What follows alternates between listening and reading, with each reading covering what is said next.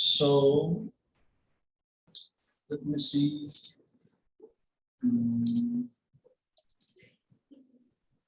Sri Chaitanya Charitamrta Madhya Lila, chapter-1. The later pastimes of Lord Sri Chaitanya Mahaprabhu. And what is the verse? I think we're starting on 76, Prabhuji. Yes, 76.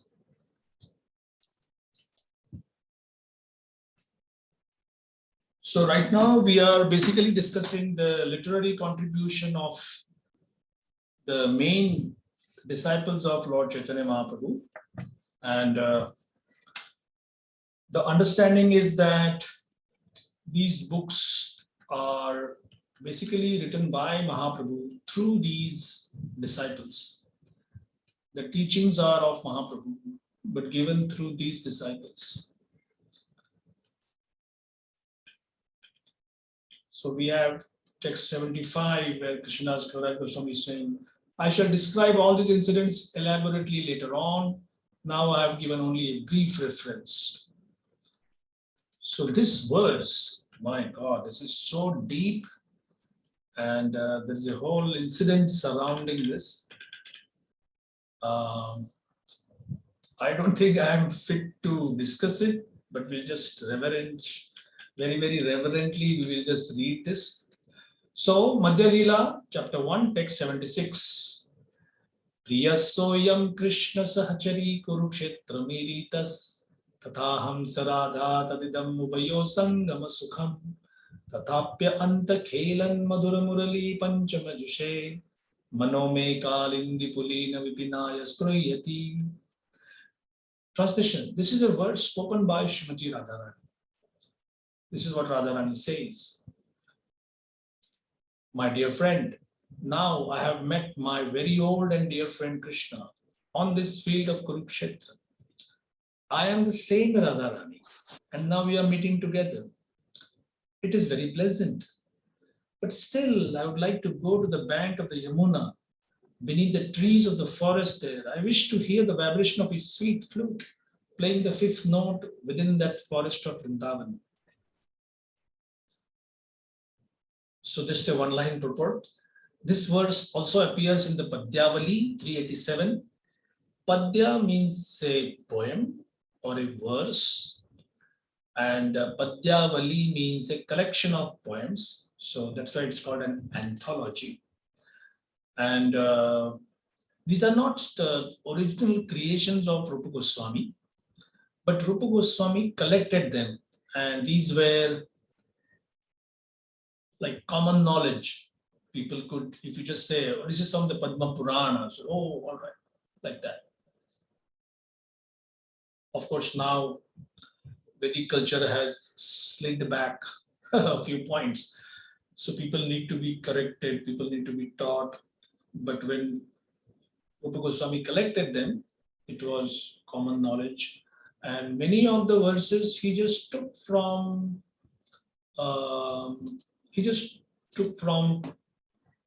things which were available, and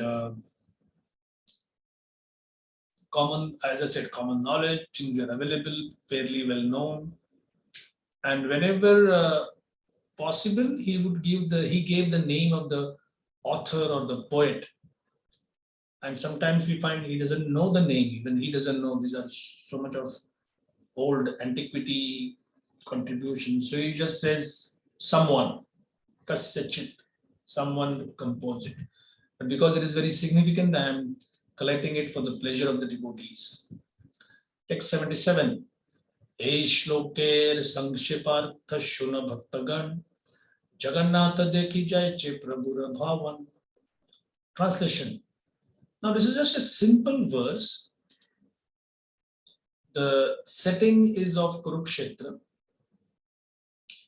So the background of the story is as follows. Krishna left Vrindavan at age 12, went to Mathura, killed the demoniac Kamsa, and freed his parents, Vasudeva and Devaki. So people of Mathura were very happy. Later, he came to Dwarka. In Dwarka, he established thousands and thousands of palaces. He married 16,108 queens, and he is called Dwarkadhish, the ruler of Dwarka. But actually, it was under his grandfather, Ugrasen, the father of Kamsa. And he would always say that I am his servant. So the inhabitants of Vrindavan were practically dying in separation. What's to be done? Krishna is not come yet. Krishna is not come yet. Once there was a chance, and this is far away from Vrindavan. There is this place Kurukshetra.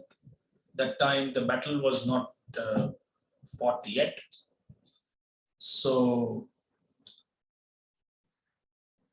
all the inhabitants of Vrindavan decided, let us go to Kurukshetra for a pilgrimage. In India, still now, whenever there is a solar eclipse, people come, take bath in the nearby body of water, or sometimes they may even go to a place far away.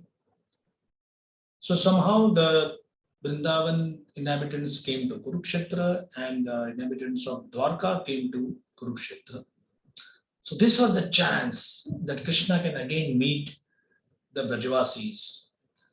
So imagine all these cowherd girls, they are just village girls, and now they are going far away and they are seeing Krishna finally. So Krishna comes there, but not as the village boy, not the cowherd boy they are accustomed to seeing.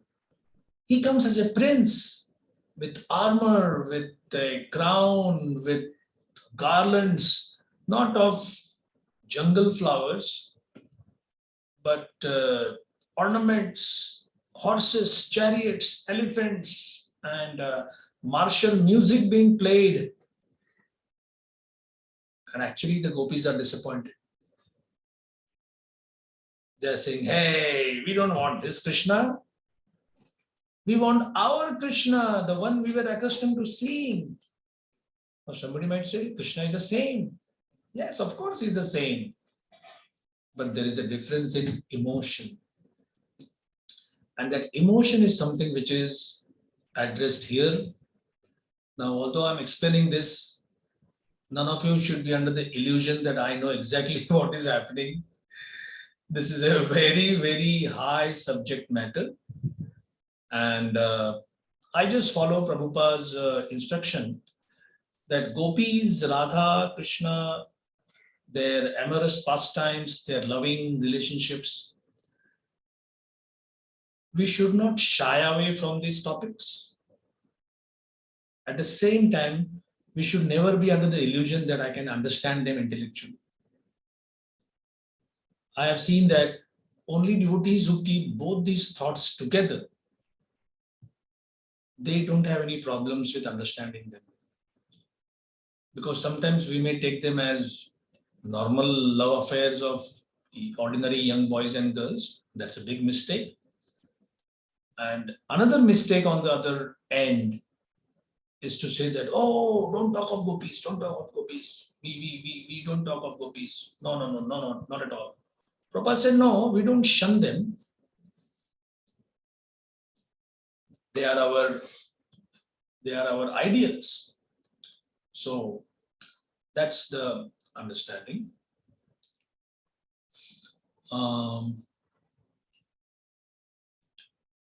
Translation. This is 77. Now, O devotees, please hear a brief explanation of this verse. Lord Chaitanya Mahaprabhu was thinking in this way after having seen the Jagannatha deity. So Mahaprabhu, now suddenly there is a fast forward. What is that fast forward?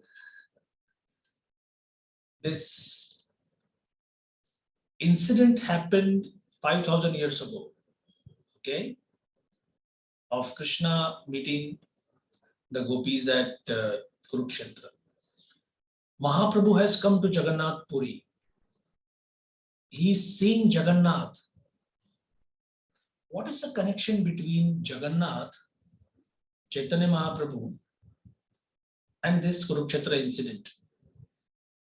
It's a bit of a tough question, but I'm just asking if anybody has any clue. May I try, Prabhu? Please go ahead. So I really don't know the full connection, but in Kurukshetra, where the gopis came and they wanted their Krishna back, so with all their chunnis, they made a rope, and they are assuming that they are taking Krishna's cart to go back to Vrindavan. Even Jagannath Puri, Lord Jagannath, we do the Rath Yatra, the cart, right? Maybe.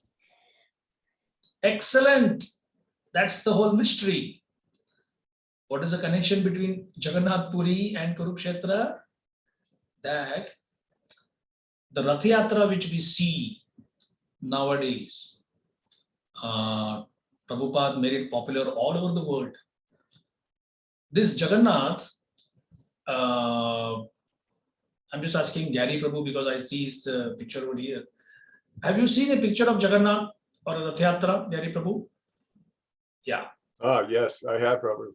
Yeah. So Krishna actually at least looks like a human being, and our deities especially are very sweet looking. Jagannath is quite grotesque, so to say. I should not use the word.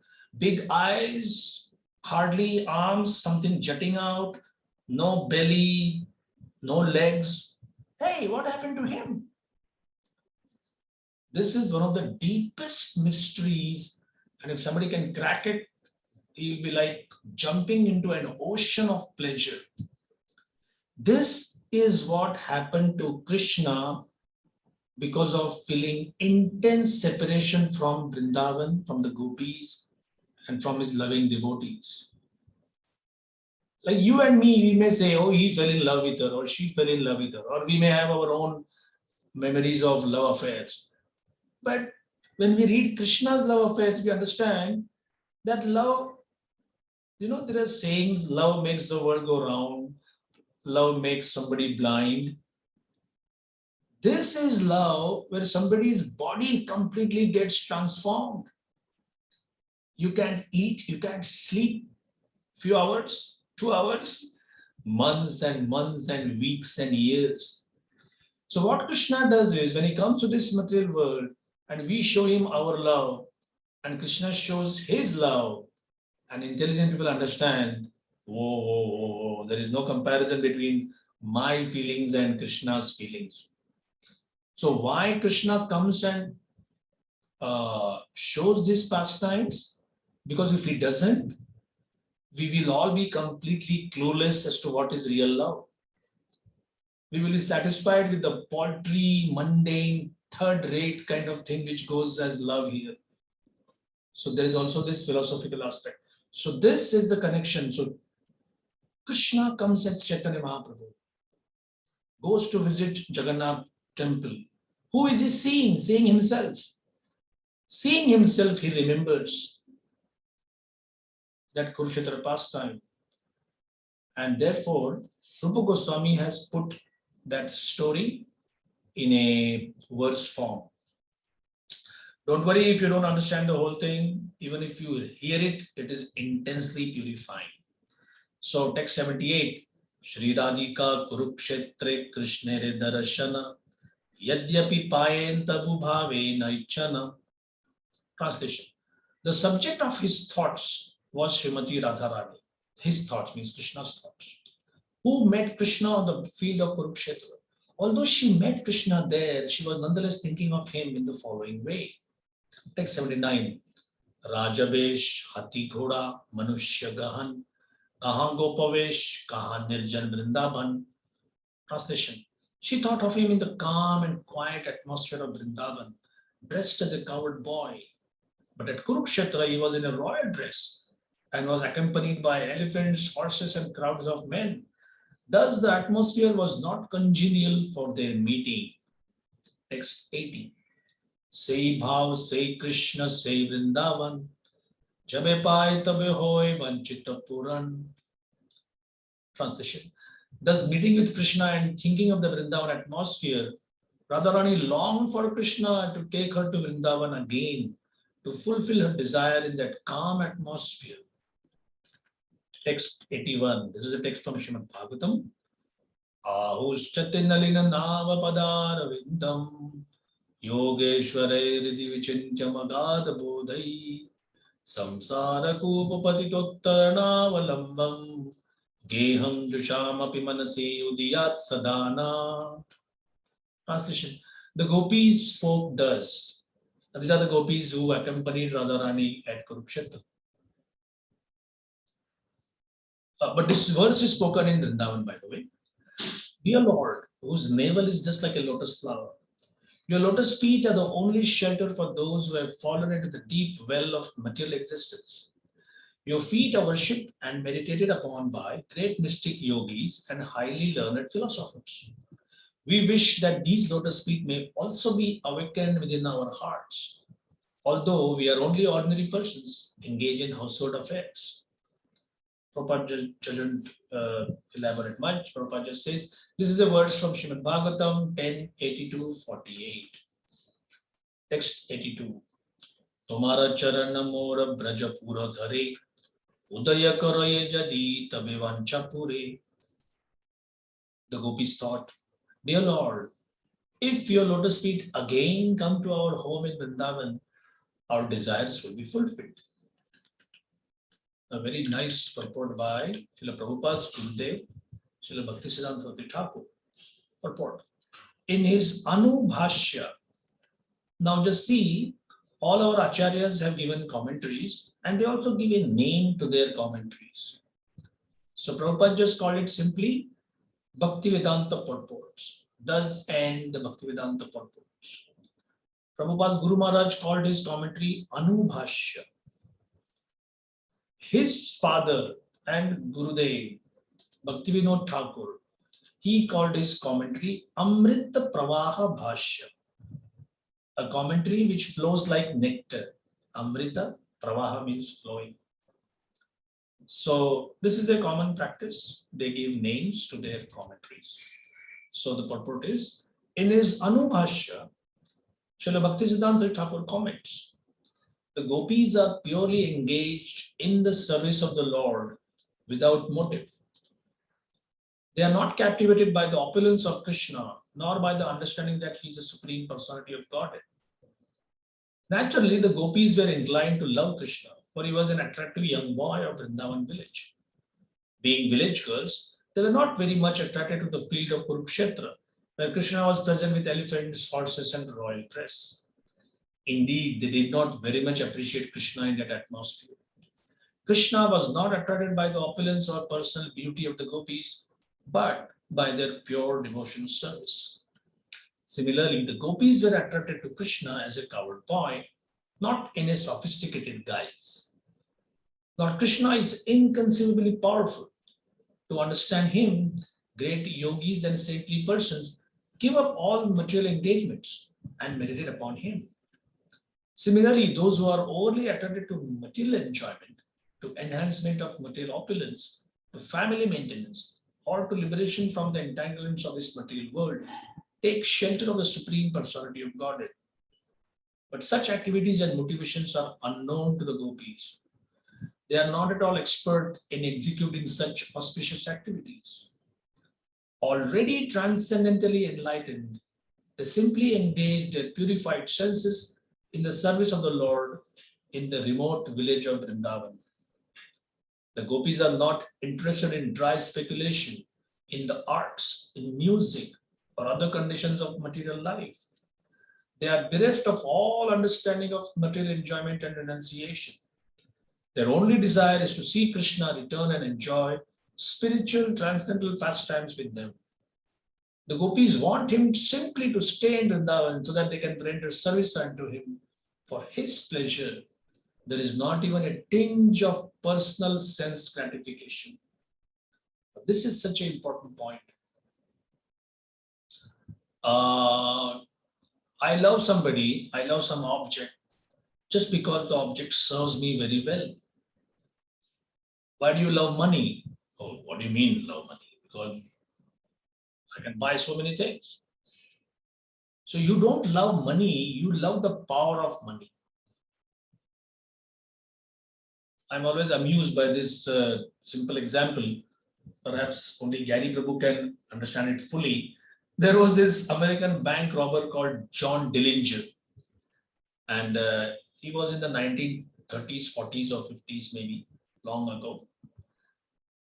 And he used to rob banks, get caught, again escape from prison, and maybe 7, 10, 9, I don't know how many attempts, how many times he was arrested. And finally, they shot him and killed him. But before that, he was asked that, hey, John, why do you rob banks? He said, well, that's where they keep the money. I'm not exactly against banks or something. If they start keeping money in railway stations, I'll rob railway stations. If they keep money in post offices, I'll rob post offices. I don't have any personal problem with banks.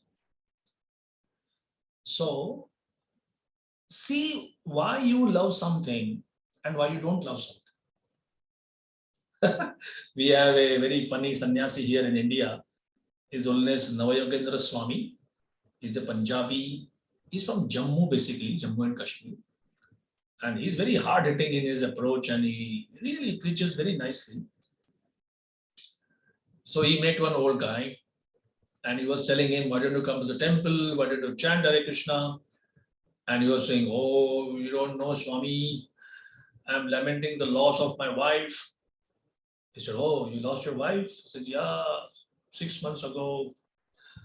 You know, he started telling him on his own, you know, Maharaj, she would gently wake me up at 8 o'clock in the morning, and she would always have a cup of tea with her, and she would bring the newspaper. Exactly half an hour afterwards, I would go for my morning duties, and she would give me hot water for my shaving. And then when I would come out, she would keep my walking shoes, in India, tropical weather, so we always use light cotton trousers. They're like yoga pants and a shirt. So he went on and on and on. And finally, Maharaj said, hey, look, you don't miss your wife. You miss the service she was doing to you. You're simply lamenting that that facility is gone. Now you have to employ a servant. Okay? So don't say that you love your wife or you miss your wife. Now, a little bit, it may sound a bit cruel, but it is the fact of life that we don't really miss a particular object. We miss the facilities which come with that. This is how our great philosophical minds tell us that this is just the opposite with the gopis. The gopis have no ulterior motive for serving Krishna. And this point is stretched to such an extent. If you tell them, do you know that Krishna is God? They may say, we don't care. Tomorrow, if he loses his godhood, like it will never happen like that, but just a thought, like somebody says the Gita is all wrong. There is another God and he has given a better Bhagavad Gita. We might say, hey, then let me take that. I just want something which is good for me. It'll never happen like that, but I'm just saying, just as a speculative thought. So the gopis don't care that Krishna has all knowledge, he has all opulence, he has all power. No. Why do you love him? Because he's lovable, that's all. You and me cannot actually come to that stage. So therefore we need all this information that Krishna is God. He is all powerful. He is having all knowledge. Please understand this at least theoretically. I'm just confessing something. I was in the ashram first time, joined in 1990, and maybe within a year or so, I was given charge of something. So there were 3-4 cupboards, lockers, and therefore I had a key bunch. And one day, clumsy I lost it. So I came before Radha Gopinath and said, if you are the Supreme Lord, you have to find me my key bunch. And I don't know whether it was a proper prayer or whatever. But after 3 days, I found it. So I came before them and said, oh, now I'm sure you are the Supreme Lord because you found out my key bunch. But actually, Krishna is not supposed to be our servant. We are supposed to serve him. But still, sometimes it happens like that. So that's why this last line here, there is not even a tinge of personal sense gratification. Text 83, we continue. Anybody wants to make a point, ask a question, or should we move ahead?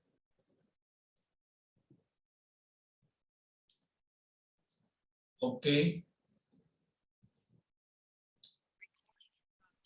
Text 83, Bhagavatera Shloka, Gudartha Vishad Kariya, Rupa Goswami Shloka Kaila Loka Bhujaya. Translation. In one verse, Srila Rupa Goswami has explained the confidential meaning of the verse of Srimad Bhagavatam for the understanding of the general populace. So, this is another verse from Rupa Goswami's book called Lalita Madhya. Text 84. Yate lila rasa parimolodgari vanya parita धन्याक्षौनि विलसति वितमातुरी माधुरीभिः तत्रास्मभिश्चतुल पशुपि भावमुग्धान्तराभिः संवितस्त्वं कलय वदनोल्लासि वेणुर्विहारम्. Translation, the gopis continued, Dear Krishna, the fragrance of the mellows of your pastimes is spread throughout the forests of the glorious land of Vrindavan, which is surrounded by the sweetness of the district of Mathura. In the congenial atmosphere of that wonderful land, you may enjoy your pastimes with your flute dancing on your lips and surrounded by us, the gopis, whose hearts are always enchanted by unpredictable ecstatic emotions. This is a verse from Lalita Madhav, 1038 by Srila Rupa Goswami. There was once a small debate, okay? The deities of London, very strangely and very sweetly, Prabhupada named them Radha Londoneshwar. Now, no Acharya has called Krishna by his modern city names, but 2 times Prabhupada did that, Radha Londoneshwar and Radha Pariseshwar. In fact, he said, the girls of Paris are very beautiful, isn't it? And devotees were like looking here and there. Yeah, maybe you're not supposed to. You're not supposed to talk of mundane beauty, Prabhupada. But Prabhupada says, no. We heard that the girls, French girls, are very beautiful. So this is Krishna who has come to attract their attention, and therefore he will captivate them. So Radha Pariseshwar and Radha Londoneshwar. And one English devotee who was actually from London, he went to America and settled in our farm in New Vrindavan, that is in West Virginia. And New Vrindavan had Radha Vrindavan Chandra. Now this was 70s, it may not be now, but the New Vrindavan devotees had a little bit of a nature that, we are the best. Our farm is the best. Our Krishna is the best. Our deities are the most beautiful. And who would say that? They themselves. It's not like other devotees would say that, but they had they kept up this sort of propaganda that our temple is the best, our deities are the most beautiful, and Prabhupada said that. So Prabhupada came to New Vrindavan. Now this British devotee who was earlier in London now had changed his loyalties to New Vrindavan. So he also was joining that chorus that, yeah, our deities are the best, our deities are the most beautiful. and he was in charge of one magazine called Brijavasi Spirit. And one day he just asked Prabhupada point blank, Srila Prabhupada, what do you think, who do you think are the most beautiful deities in ISKCON world? And you see, Prabhupada was a very natural person. Prabhupada was not kind of drawn into a little bit of petty politicking or whatever. So Prabhupada said, yes, what do you say? Would you agree that Radha, Vrindavan, Chandra are the most beautiful deities in ISKCON? And then Prabhupada looked at him and he said, well, I'm asking because some people say Radha, London Ishwar are the best deities, or the most beautiful. So Prabhupada was very expert. He said, there is town beauty and there is village beauty. So Radha London Ishwar is from the town and therefore is beautiful. And Radha Vrindavan Chandra is from the village. So he also is very beautiful. He did not take part in that debate. He was not drawn into this game that, this is best or that is best. And one day his assistant asked him, Srila Prabhupada, did you say that you loved Radha Londoneshwar, you call them the best? And Prabhupada said, yes. And all the London people were like, oh, Haribol. So this is very sweet because Krishna consciousness, like if among you, your spiritual master says, you are the best. You know what does it mean? It doesn't mean actually we are the best. We should always meditate upon the excellent service done by our other contemporaries. And we should feel that it is by the mercy of the Vaishnava that I could do something and my Guru Maharaj finds it that, oh, this is the best. Many times a Guru actually encourages a faltering disciple by saying, oh, your service is the best. Maybe that is the only encouragement that person needs at that time. Oh, I am complimented. Now I should do something better. It is always like that. Always like that. So we have a few more minutes. Shri Shamataji would like to read. Yes, Prabhuji. So from 85 onwards. Sure. Hare Krishna. Text 85. Yai Mata Mahaprabhu deki Jagannade Shubhadra Sahita deke Vamshi nahi hate. Translation. In this way, when Sri Chaitanya Mahaprabhu saw Jagannatha, he saw that the Lord was with his sister Shubhadra and was not holding a flute in his hand. Tribhanga Sundara Vraje Vrajendra Nandana Kahan Pabha Ei Vancha Bhade Anukshana. Absorbed in the ecstasy of the gopis, Lord Chaitanya Mahaprabhu wished to see Lord Jagannatha in his original form as Krishna, the son of Nanda Maharaj, standing in Vrindavan and appearing very beautiful, his body curved in 3 places. His desire to see that form was always increasing. Radhika Unmada Aiche Uddhava Darshane Udghurna Pralapa Taiche Prabhura Ratri Dine. Just as Srimati Radharani talked inconsistently with a bumblebee in the presence of Uddhava, Sri Chaitanya Mahaprabhu in his ecstasy talked crazily and inconsistently day and night. Purport by Srila Prabhupada ki jai. This Unmada, madness, is not ordinary madness. When Sri Chaitanya Mahaprabhu talked inconsistently, almost like a crazy fellow, he was in the transcendental ecstasy of love. In this highest transcendental ecstasy, there is a feeling of being enchanted in the presence of the enchanter. When the enchanter and the enchanted become separated, mohana or bewilderment occurs. When so bewildered due to separation, one becomes stunned, and at that time, all the bodily symptoms of transcendental ecstasy are manifested. When they are manifest, one appears inconceivably crazy. This is called transcendental madness. In this state, there is imaginative discourse and one experience emotions like those of a madman.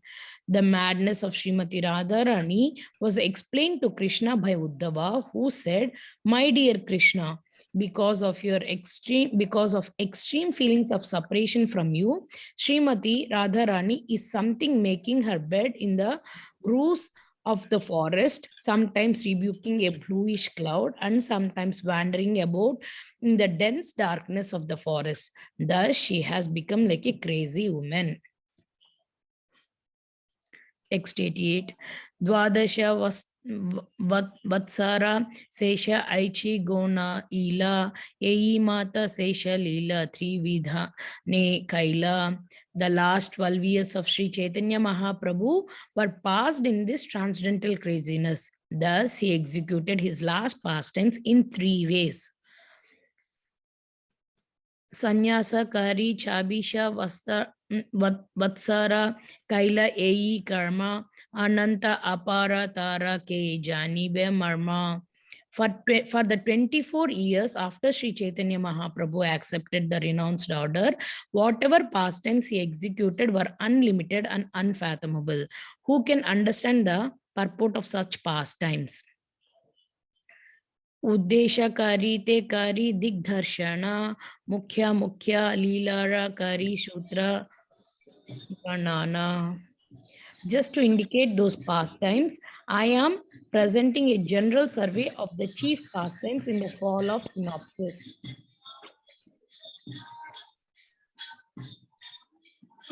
Hare Krishna, Prabhuji. Dandavat Pranam. Hare Krishna. Prabhuji, Radhe Radhe, I'm in India, in Radhakund. Wow. So, Hey. surprises, I'm going to give you all a live darshan of Radhakund and Shyamakund. Sorry to interrupt your class. No. So- This is blissful interruption. So, I'm going to do Achaman and sprinkle. So, I'm going to do for all you.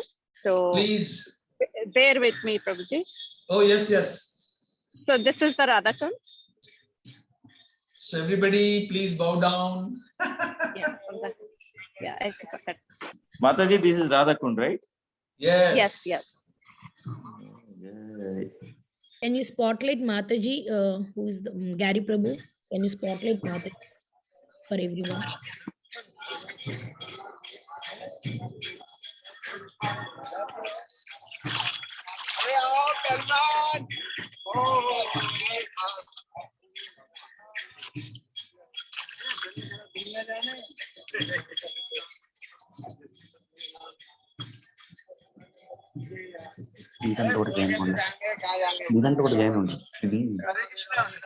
Hare Krishna. So the water I'm sprinkling on yours too. Thank you, Mataji. Thank you so much.